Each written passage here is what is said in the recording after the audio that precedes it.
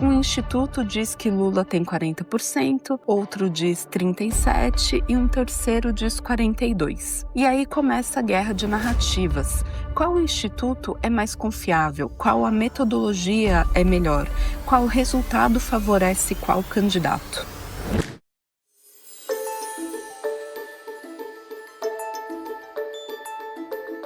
Em 1988, um economista americano chamado Robert Erickson publicou um estudo que virou referência na ciência política.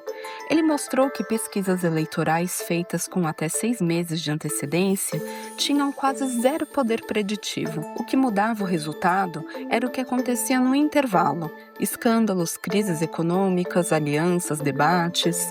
Os dados eram apenas uma fotografia do agora, não do dia da eleição. Essa ideia parece óbvia, mas ela vai de encontro à forma como a maioria das pessoas consome pesquisas eleitorais no Brasil. A gente vê um número publicado por um instituto, compartilha, discute e trata aquilo como se fosse o placar final de uma partida que ainda não aconteceu. O problema não está nas pesquisas, o problema está na leitura.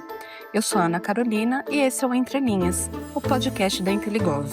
No episódio de hoje eu vou falar sobre o Monitor Eleitoral, um trabalho que a Inteligov vem desenvolvendo desde o início de 2026 para oferecer uma leitura diferente do cenário eleitoral. Não uma pesquisa a mais, mas uma forma de agregar, ponderar e interpretar todas elas juntas. Eu vou explicar como funciona, o que os dados revelam depois de 10 compilações quinzenais e o que o mapa eleitoral brasileiro está dizendo nesse momento.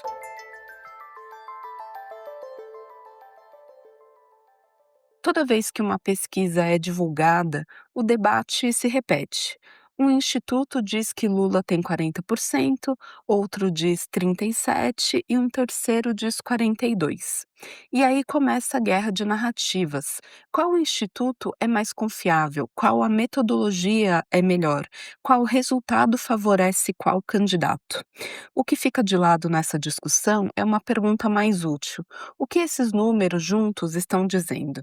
Cada instituto de pesquisa tem o que a ciência política chama de house effect, um viés estatístico sistemático, não necessariamente intencional. Pode ser resultado da metodologia de abordagem, do perfil de amostra, da forma como a pergunta é feita, da época da coleta. Um instituto que faz entrevistas presenciais domiciliares tende a capturar um perfil de eleitor diferente de um que faz pesquisas online ou por telefone. Isso não torna uma pesquisa melhor ou pior do que a outra, torna necessário um trabalho de agregação, juntar todas elas, aplicar pesos diferentes conforme a qualidade de cada metodologia e extrair uma tendência que seja mais robusta do que qualquer número isolado.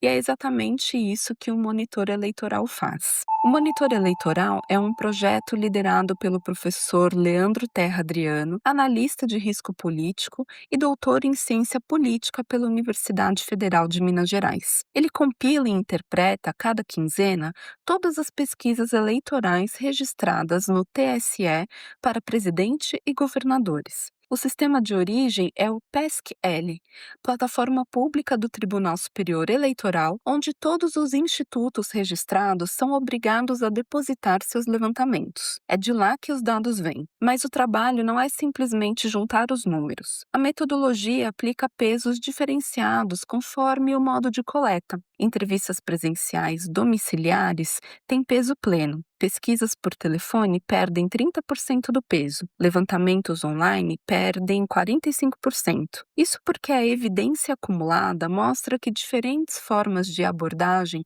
capturam perfis distintos de eleitor e que pesquisas presenciais tendem a ser mais representativas da população como um todo. Além disso, o modelo aplica um decaimento temporal. Pesquisas mais antigas pesam menos do que pesquisas recentes. A cada quinzena de distância, uma pesquisa perde em torno de 25% do seu peso no cálculo. Isso faz sentido porque o eleitor de hoje não é necessariamente o mesmo de 2 meses atrás. O resultado de tudo isso é a média ponderada, um número que sintetiza o que o conjunto das pesquisas está dizendo, levando em conta a qualidade e atualidade de cada dado. Mas não é só isso. O modelo também calcula a tendência de cada candidato.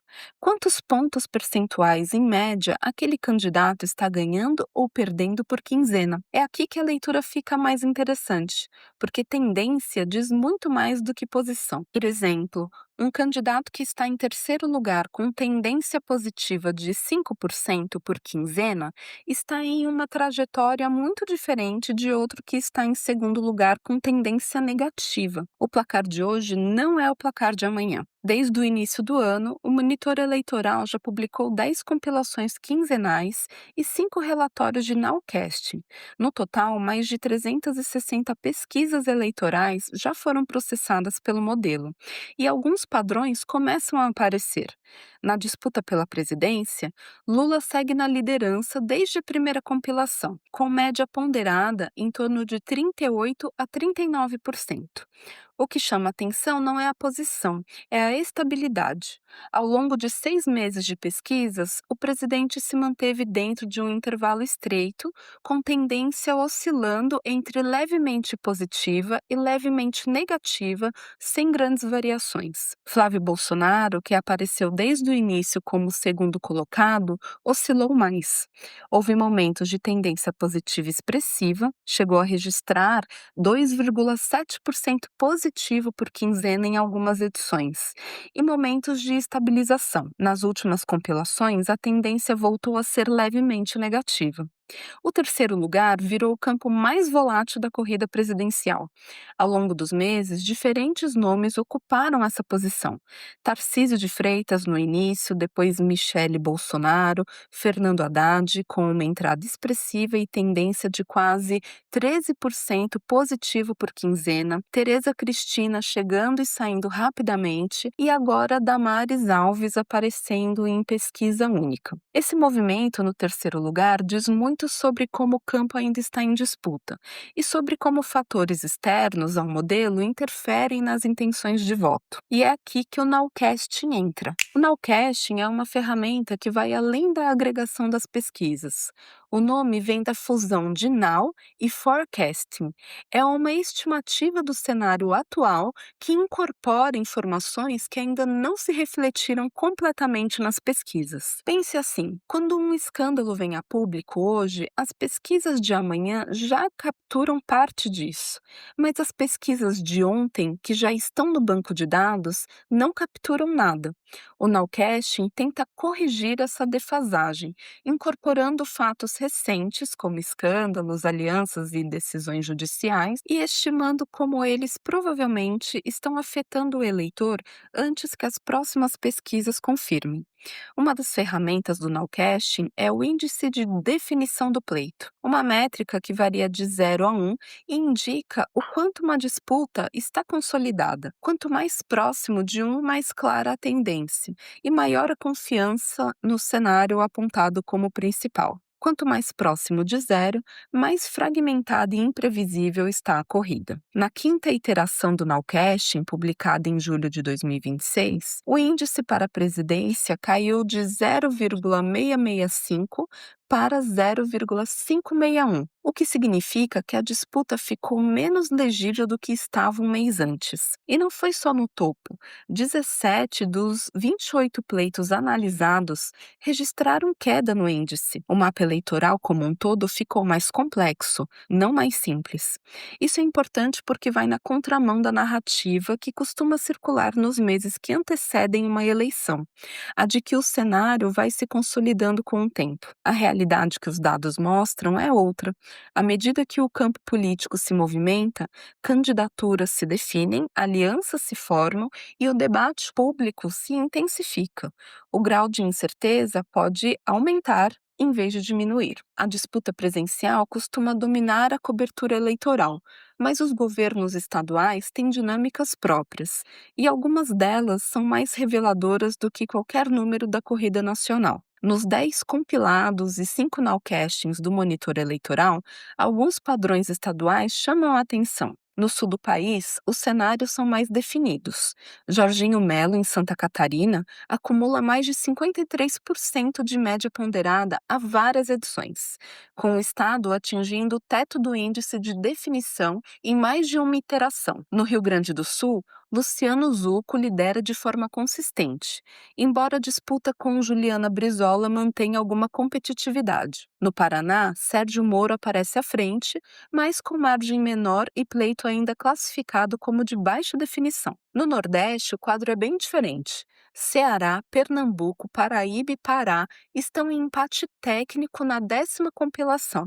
Em Pernambuco, a diferença entre João Campos e Raquel Lira chegou a menos de 0,1 ponto percentual. Praticamente um placar zerado entre dois candidatos com perfis e bases eleitorais muito distintas. No Ceará, a liderança trocou de mãos entre Eumano de Freitas e Ciro Gomes ao longo das edições, dependendo do momento e das pesquisas disponíveis. No Sudeste, São Paulo segue com Tarcísio de Freitas à frente, mas Fernando Haddad registrou uma das trajetórias mais expressivas da série, entrando no radar presidencial com tendência de quase 13% positivo por quinzena em determinado momento, o que influenciou também como o modelo leu o cenário do Estado. Minas Gerais está entre os pleitos de mais baixa definição, com Cleitinho Azevedo na liderança, mas sem folga suficiente para que o modelo aponte um cenário dominante com segurança. No norte, as maiores volatilidades aparecem. Amapá é um dos estados mais definidos do país. Dr. Furlan domina com mais de 65% há várias edições, mas Rondônia está entre os pleitos de mais baixa definição, com o cenário líder reunindo menos de 26% da probabilidade. Essa diversidade entre estados é uma das razões pelas quais o monitor eleitoral cobre todas as 27 unidades da federação. Não existe um único clima eleitoral brasileiro. Existem 28 disputas simultâneas com dinâmicas, candidatos e eleitorados muito diferentes entre si. Uma pesquisa eleitoral é uma fotografia e o monitor eleitoral é um filme. Não é que as pesquisas individuais estejam erradas, é que nenhuma delas sozinha consegue capturar a complexidade de um processo eleitoral que envolve 28 disputas simultâneas, dezenas de institutos com metodologias diferentes, candidatos entrando e saindo do radar e um eleitor que muda de opinião ao longo do tempo. O que o trabalho do professor Leandro Terra Adriano mostra, depois de mais de 360 pesquisas processadas, é que o cenário de 2026 é genuinamente aberto. Há líderes relativamente estáveis no topo, mas o campo abaixo deles está em movimento constante. Há estados praticamente definidos e estados onde qualquer número que você citar hoje pode ser diferente amanhã. E é exatamente por isso que acompanhar o monitor eleitoral quinzena a quinzena faz diferença. Não para saber quem vai ganhar, isso ninguém sabe, mas para entender para onde os números estão apontando e se preparar para mais um cenário possível.